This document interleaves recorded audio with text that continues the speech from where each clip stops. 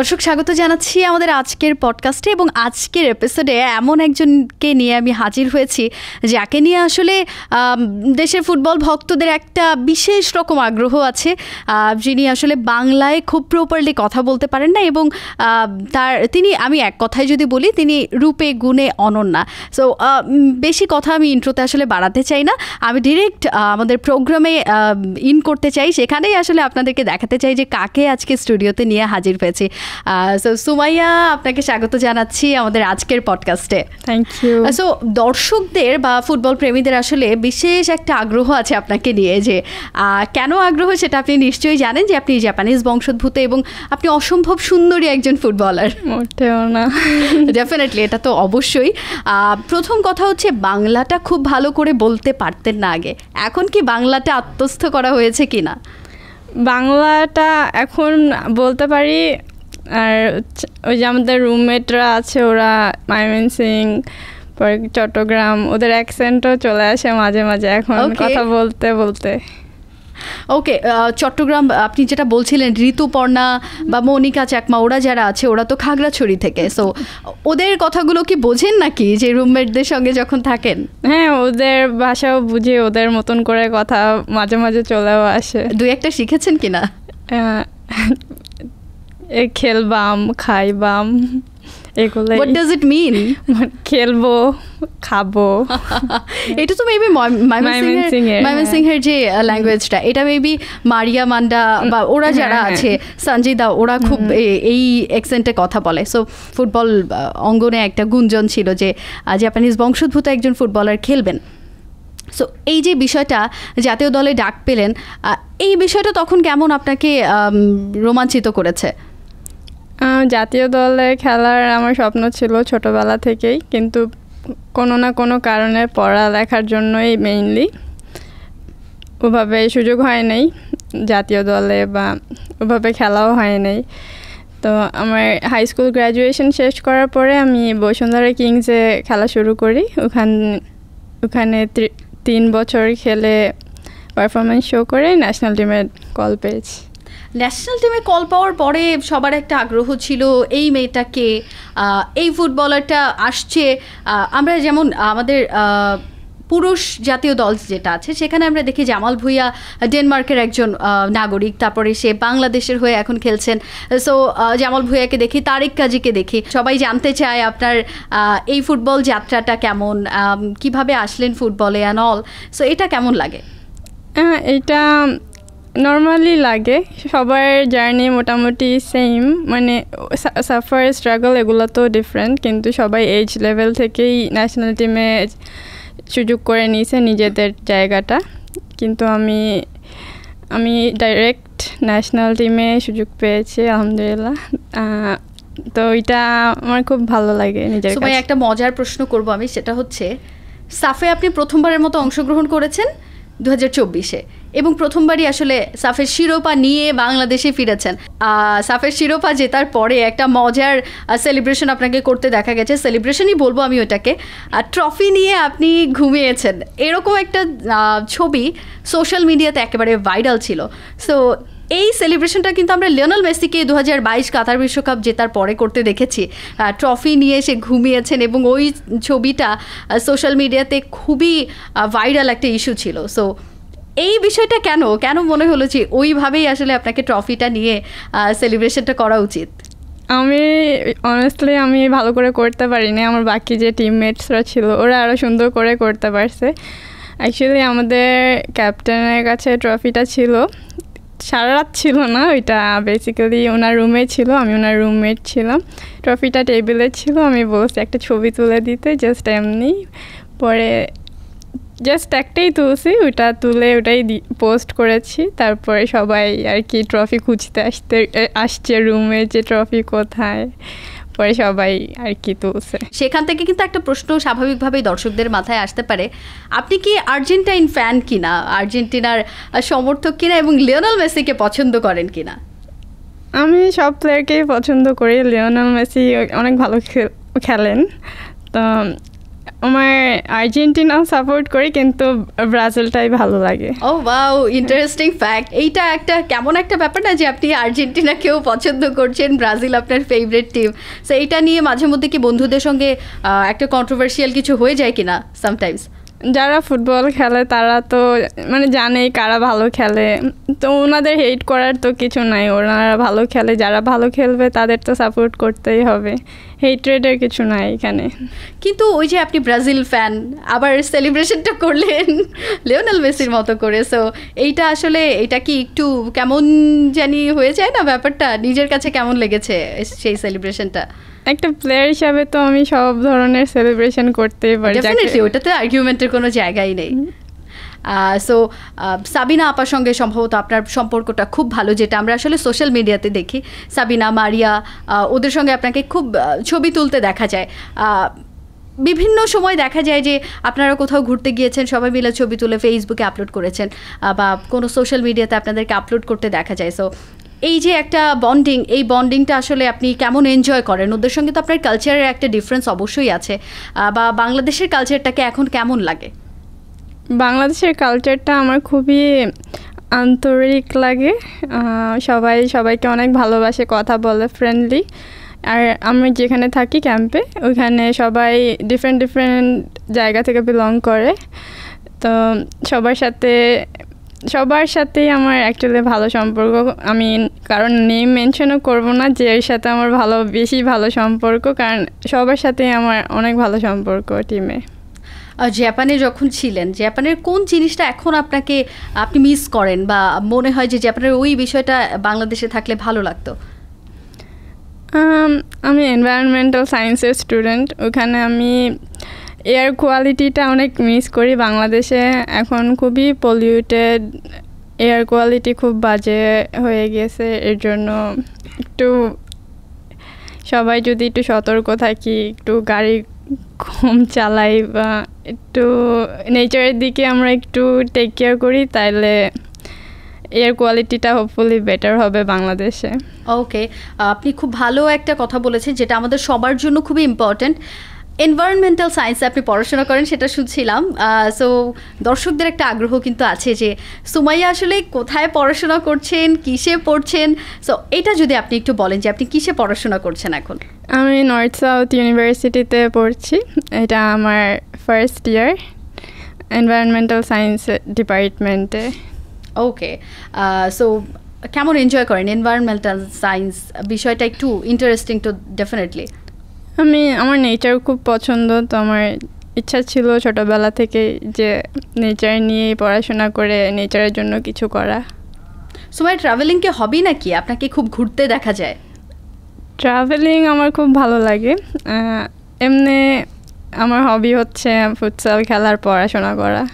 ওকে, ফুটসালের কথা যখন আসলো তখন আমার মাথায় একটা বিষয় আসলো, আপনি সব পারেন মোটামুটি, অনেক কিছু আপনি পারেন যেটা অন্য অনেকে পারে না। যেমন আপনি ফুটসাল যখন করেন বা ফুটসাল যখন খেলেন, ইভেন আপনার ফ্রি স্টাইলে তো আপনি খুবই সিদ্ধহস্ত, আপনি খুবই প্রো আমি যদি বলি। সো এই আপনার এই যে ফ্রি স্টাইলে খেলাটা, এটা কেমন রেসপন্স পান সবার কাছে? সবাই এখন আমাকে জিজ্ঞেস করে আমি কেন ফ্রি স্টাইল ভিডিওস বানাই না, অনেকেই আমাকে এটা আস্ক করে। কিন্তু আমি ফ্রি স্টাইল করতাম, এটা জাস্ট আমার কোভিডের সময় বন্ধ রুমে ফ্রি স্টাইল করা ছাড়া তো কোনো উপায় ছিল না। আর ফুটবল তো খেলা যাবে না, বাহিরে যাওয়া অ্যালাউড ছিল না যেহেতু, এর জন্য তখন ফ্রি স্টাইল অনেক ফোকাস দিতে পারতাম। কিন্তু এখন ফুটবল খেলছি, ওখানে অনেক হার্ডওয়ার্ক করতে হয়, সারাটা টাইম দিতে হয়, তো ফ্রি স্টাইল করার তেমন সুযোগ হয় না। তাহলে ফ্রি স্টাইলটা কি কোভিডের ওই লকডাউনের টাইমটাতেই শুরু হয়েছিল? হ্যাঁ, ওই টাইমটাতে অতটুকু সময় বা ওই কিছু দিনের একটা গ্যাপে করেছেন, তাতেই আপনি এত প্রো হয়ে গেছেন ফ্রি স্টাইলে? আমি খুবই ইন্টারেস্টিং ব্যাপারটা। আমি অনেক সময় দিতাম ফ্রি স্টাইলকে, একদিনে 6 থেকে 7 ঘন্টা অনেস্টলি প্র্যাকটিস করতাম বাসায়। তো ওভাবেই প্র্যাকটিস করলেই সব কিছু অ্যাচিভ করা যায় আমার মনে হয়, আমার কাছে, আমার ওপিনিয়নে। সুমাইয়া, দর্শকদের বা আপনার যারা ফ্যান আছে তারা অনেক সময় আপনাকে ফেসবুকে অনেক কমেন্ট করে, অনেক কমপ্লিমেন্ট দেয়। সামটাইমস অনেক আপনার অপছন্দের কমেন্টও হয়তো চলে আসে, তখন কি একটু মেন্টালি ডিস্টার্ব হয়ে যান? অ্যাকচুয়ালি আমার ফেসবুকে থাকা অনেক কম হয়, আর কমেন্টসগুলো আমার একদমই পড়া হয় না। যেই মন্তব্য করতে পারে ওটা আমার কোনো সমস্যা নেই। ওকে, দ্যাট মিনস ওটাকে আপনি ক্যারি করছেন না। আমি দেখি না। আরেকটা বিষয়, আপনার টিমমেটদের ছবিতে আপনাকে সামটাইমস কমেন্ট করতে দেখা যায় ইংরেজিতে বাংলা লিখছেন, বাংলিশ কমেন্ট। সো বাংলা কি এখনো লিখতে পারেন, নাকি এখনো বাংলা লেখাটা একটু কষ্ট হয়? বাংলা লেখাটা একটু কষ্ট হয়, ওরা বুঝতে পারে। ওকে, এই জন্যই বাংলিশটা ট্রাই করেন যে ইংরেজিতে বাংলা লেখা। সো আমি একটু এবার আপনার ফুটবল ক্যারিয়ারটা নিয়ে জানতে চাই। সেটা হচ্ছে ন্যাশনাল ক্যাম্পে ডাক পাওয়ার আগে আপনি বসুন্ধরা কিংসে খেলেছেন। সো বসুন্ধরা কিংসে আসলে কবে জয়েন করেছেন? ওইটাও আমার কোভিডের সময় জয়েন করা হয়েছে 2020-তে। পরে ওখানে 2 সিজন খেলে আমি মালদ্বীপসের একটা ক্লাবে একটা কল পাই সাবিনা আপুর থ্রুতে। উনি আমাকে ওখানে নিয়ে যায়, আমরা ওখানে 1 সিজন খেলে আবার চলে আসছি। পরে আবার কল পাই নেক্সট ইয়ার, পরে নেক্সট ইয়ার আমরা খেলে চ্যাম্পিয়ন হয়েছে ওখানে। ওকে, দ্যাট মিনস 2 সিজন আপনি ওখানে মালদ্বীপসের ক্লাবে ওদের যে টুর্নামেন্ট ছিল সেটাতে খেলেছেন, মালদ্বীপসের লিগে, সরি। সো এই যে বাংলাদেশের বাইরে যখন যাচ্ছেন, একটা বিড়ম্বনা তো নিশ্চয়ই আপনাকে সবসময় পড়তে হয় যে সেলফি বিড়ম্বনা। সবসময় তো ভক্তরা দেখলেই ছবি তুলতে চায়। এই সেলফি তোলার যে বিষয়টা ভক্তদের সঙ্গে, এটা কি এনজয় করেন নাকি এটা আপনাকে ডিস্টার্ব করে সামটাইমস?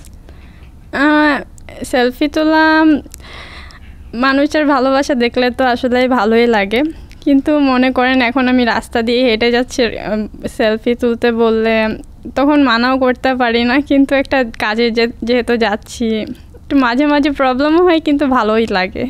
বাংলাদেশের বাইরে গেলে কি এই বিষয়টা আরও বেশি ফেস করেন কিনা? নেপালে যখন আপনারা খেলতে গেছেন, সো তখন আপনারা যখন জিতে আসেন, সেখানেও কিন্তু গোটে কয়েক বাংলাদেশি সমর্থক ছিলেন। সো তখন তো ডেফিনেটলি তারা আপনাদেরকে কনগ্র্যাচুলেট করেছেন এবং নিশ্চয়ই ছবি তুলতে চেয়েছেন। নেপালে তেমন আমরা প্র্যাকটিস ছাড়া বের হই নাই, আমাদের আশেপাশে অনেক সিকিউরিটিস থাকতো, এরকম ছবি নেপালে তোলা হয় নাই। কিন্তু মালদ্বীপসে প্রচুর বাংলাদেশি ভাইয়েরা আছেন, ওখানে আমরা অনেক ছবি তুলেছি। সুমাইয়ার ফ্রি স্টাইলের অনেক ক্লিপ আমি সোশ্যাল মিডিয়াতে দেখেছি যে অনেক অনেক অনেক পেজে আপলোড হচ্ছে, অনেকে এটাকে খুব অ্যাপ্রিসিয়েট করছে। সো এই বিষয়টা আপনার চোখে পড়ে কিনা যে আপনার অনেক ফ্যান আছে যারা আপনার ভিডিওসগুলোকে অনেক শেয়ার করে? শুরু থেকে যখন বেশি ভাইরাল হওয়া শুরু হয় শুরুতে, তখন আমার প্যারেন্টসরা একটু শেকি হয়ে গিয়েছিল, কারণ বেশি মানে সব জায়গায় ছড়ায় পড়ছিল, এর জন্য মারা একটু ভয় পাইছিল। তারপরে কি এটার সঙ্গে হ্যাবিচুয়েটেড হয়ে গেছে সবাই? হ্যাঁ, তখন আস্তে আস্তে আব্বা আম্মা লাইক সাপোর্ট করছে, তখন একটু শেকি ছিল কিন্তু সাপোর্ট করে গেছেন। ওকে, আপনি জাপানে গিফুর প্রিফেক্টরে থাকতেন। সো আমরা কিছুদিন আগে দেখেছি সাফ থেকে ফিরেই আপনি জাপানে ঘুরতে গিয়েছিলেন। সো ওই সময়ে অনেক অনেক ছবি আপলোড করতে দেখা গেছে আপনাকে, অনেক সুন্দর ওয়েদারে, অনেক সুন্দর একটা এনভায়রনমেন্ট ছিল। কেমন এনজয় করেছেন ওখানে? জাপানে আমি আমার নানিকে দেখতে গেছিলাম, ওনার একটু বয়স হয়েছে, এর জন্য ছুটি তো তেমন পাওয়া হয় না, এর জন্য যখন পাইছি তখনই সাথে সাথেই চলে গেছি। তো জাপান তো এমনি অনেক সুন্দর জায়গা, আর তখন অটাম চলতেছিল, তো গাছের পাতাগুলো খুব সুন্দর ছিল। জাপানের কালচার যেটা, আপনাকে জাপানের কিছু কালচারাল ড্রেসেও রিসেন্টলি দেখা গেছে। সো ওই ড্রেস আপে ছবি আপলোড করার পরে অনেক ফ্যান সেগুলো শেয়ার করেছে, আপনাকে অনেক কমেন্ট বক্সে নিশ্চয়ই অনেক কমপ্লিমেন্টস পান। এই বিষয়গুলো কেমন লাগে? ওইটা ফার্স্ট টাইম ট্রাই করছিলাম, অনেক দিন ধরে ইচ্ছা ছিল জাপানিজ ট্রেডিশনাল ড্রেসটা ট্রাই করার, করেছি আর পোস্ট করেছি, সবাই ভালো রেসপন্স দিয়েছেন, thank you so much. Okay, ফ্যানদেরকে থ্যাংক ইউ বললেন, এটা আপনার ফ্যানদের জন্য অনেক বড় একটা পাওয়া যে আপনার ফ্যানরা আপনাকে অনেক পছন্দ করে। আর এত সুন্দরী একজন নারী, তাকে আসলে পছন্দ না করে থাকার কোনো উপায় নেই। একটা বিষয় আমি জানতে চাই, সেটা হচ্ছে আপনি রিসেন্টলি মেবি ড্রাইভিংয়েরও কিছু ক্লিপস অ্যান্ড অল আপনি শেয়ার করছেন। সো ড্রাইভিংটা কবে থেকে শুরু করেছেন? ড্রাইভিংটা আমার ছোটোবেলা থেকেই পছন্দ, এটা আমি আগে থেকেই করি। আর ওরকম বের হওয়া হয় না গাড়ি নিয়ে, কিন্তু একটু ট্রাই করি। একটা ফ্যাক্ট, সেটা হচ্ছে জাপানের কোন খাবার আপনার সবচেয়ে পছন্দ? আমার জাপানের সুশিটাই পছন্দ। সুশি, ওকে। বাংলাদেশে কি সেটা ট্রাই করা হয় কিনা? বাংলাদেশের সুশির সঙ্গে জাপানের সুশির ডিফারেন্সটা কি মনে হয়? জাপানের সুশির সাথে বাংলাদেশে অনেক ডিফারেন্স। ওইখানে ওরা আমেরিকান স্টাইল ফলো করে, বাংলাদেশে ওই জাপানের সুশি হচ্ছে র মেইনলি। ওকে, তো বাংলাদেশে তেমন র মানে খাওয়া হয় না। স্পেসিফাই যদি করতে বলি যে এই খাবারটা বেশি পছন্দ বা ওই খাবারটা বেশি পছন্দ, কোনটাকে বলবেন? আমার হাঁসের মাংস ভালো লাগে। বাংলাদেশের বিরিয়ানি কেমন লাগে? এটাও ভালো লাগে। ওকে, তাহলে বাংলাদেশে আসলে পছন্দের খাবার কোনটা, যেটা নিয়ে আপনার খুব আগ্রহ আছে? আমি রিসেন্টলি চাকমা খাবার ট্রাই করেছি, ওগুলো আমার খুব ভালো লাগছে। ওকে, সেটা কে ট্রাই করেছে, ঋতুপর্ণা না মনিকা চাকমা? ওরা একসাথেই, ঋতু মনিকা। বাংলাদেশে কবে এসেছেন এবং বাংলাদেশে এরপরে আপনি কত বছর বয়স থেকে ফুটবল খেলা শুরু করেছেন? বাংলাদেশে আমি 2007 সালে সেটেল হই। এখানে ইংলিশ মিডিয়াম স্কুলে ভর্তি হয়েছি। আর ফুটবল খেলা শুরু করছি হচ্ছে 9 years old থেকে। ওকে, তখন থেকে স্কুলেই খেলতাম, আমার পার্ক ছিল বাড়িধারে ডিউচেসে, ওখানে খেলতাম। আর আস্তে আস্তে ইংলিশ মিডিয়াম স্কুলের টুর্নামেন্টস হতো, ওগুলা খেলতাম। ওগুলাই প্রফেশনাল হওয়ার আগে ওই জায়গায় খেলতাম। আচ্ছা, বাংলা শেখাটা, আমি যেটা জানছিলাম যে আপনার ব্যাকগ্রাউন্ড পুরোটাই ইংরেজি ভার্সনে বা মিডিয়ামে, ইংলিশ মিডিয়ামে পড়েছেন, জাপানেও থেকেছেন, সেখানেও বাংলার চর্চা খুব একটা ছিল না। সো বাংলাটাই এত সুন্দর করে এখন বলছেন, এটা কিভাবে শিখলেন, কিভাবে? ওই ফ্রেন্ডদের সঙ্গে কথা বলতে বলতে গিয়ে হয়ে গেছে নাকি? হ্যাঁ, আমার আব্বার ফ্রেন্ডস ছিল জাপানে। আচ্ছা, ওনারা সবসময় আমার সাথে বাংলায় কথা বলতো, বাংলা শেখানোর চেষ্টা করতো।